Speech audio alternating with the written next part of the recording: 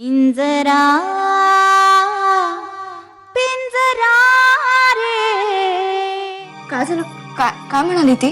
काही नाही, मी नारायणीला खडसावून आलोय. तिला सांगितलंय की चतुर्थीचा मुहूर्त जर गेला तर तिला तिची राहण्याची सोय दुसरीकडे करावी लागेल. बरं झालं. ती बॅग जितक्या लवकर घरातनं बाहेर पडेल ना तितकं चांगलं आहे. अख्खी पण तिला काही जेलचं वाटत नाही. म्हणजे तिचं आता खायला कारण धरणीला बार झालंय. अगं बाई, तुम्हाला कवा धरणं उपरती झाली? अरे आता होतंय ना मनासारखं तुमच्या. कशाला मला टोमणे मारताय? तुम्ही तिला काय म्हणालात हे महत्वाचं नाहीये, ती तुम्हाला काय म्हणाली हे महत्वाचं. काय म्हणाली ती तुम्हाला एकांतात? आनंदी, मी तुला आधीच सांगितलं होतं, नारायणीला या घरात घेऊ नकोस, आपल्याला सुखाने संसार नाही करू देणार. पण तुम्ही सांगणार आहेत का मला ती काय म्हणाली ते? नारायणी मला म्हणाली की माझी दुसरी बायको म्हणून राहण्याची तिची तयारी.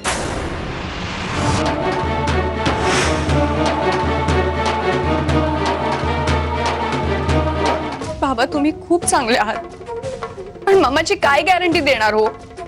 ती एक बाई असून, माझी आई असून ती दुष्टपणे वागते माझ्याशी. तुम्ही सांगितलेली गोष्ट ती कधीच नाही करणार. करेल ती. आज ठीक आहे, आजच. मग मला लवकरात लवकर तसा माझ्या मोबाईलवर मेसेज पाठवायला सांगा. आणि मेसेज नाही आला ना तर तुमची मुलगी तिच्या बाळासह मेली म्हणून समजा. नको ग नारायणी, असं नको बोलूस. खूप त्रास होतो तुझ्या अशा बोलण्यानी. हे बघ तू काळजी करू नकोस. मी तुला शब्द देतोय, मी परत सगळं जुळवून आणीन. मला आता मम्माचाच कित्ता गिरवावा लागणार आहे असं दिसतंय.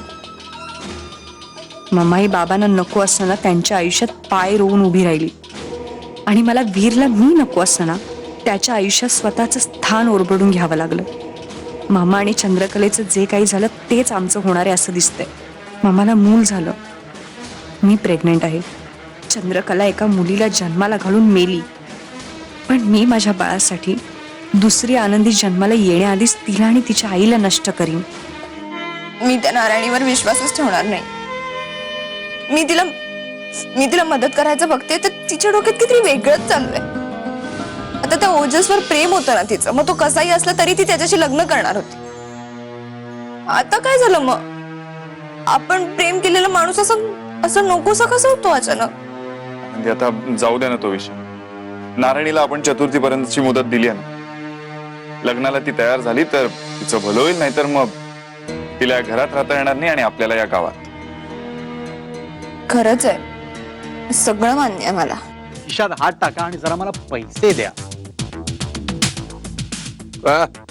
आणि कशासाठी ते सांग की. तात्या, ते काही सांगता येण्यासारखं नाही. वा गजा शेठ, मानलं तुम्हाला.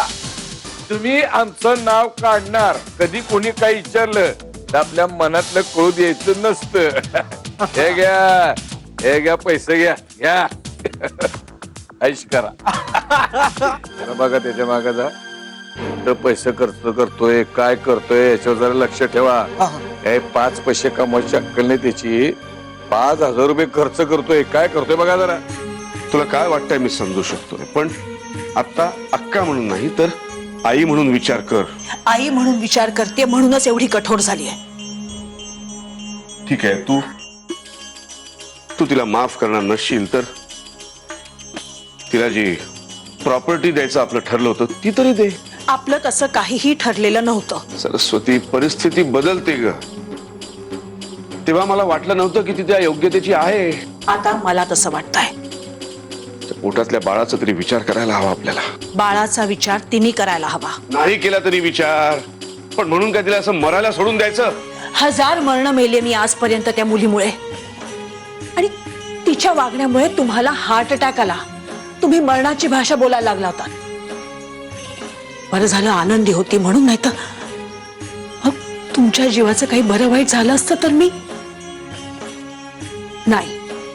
मी तिला माफ करणार नाही.